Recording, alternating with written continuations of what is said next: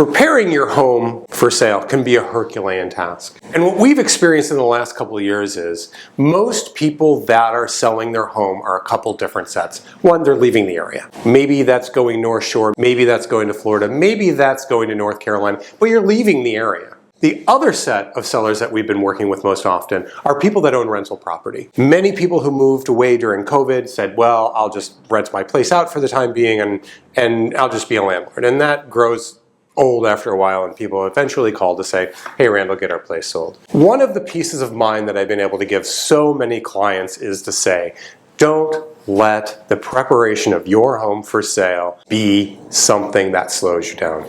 Let us take care of it for you. Met with a number of people that are like, yeah, you could do this, you could do that, this will make your house worth a lot more money, and they, oh my gosh, how am I going to get all this work done? I say, just get out. Get out of your house.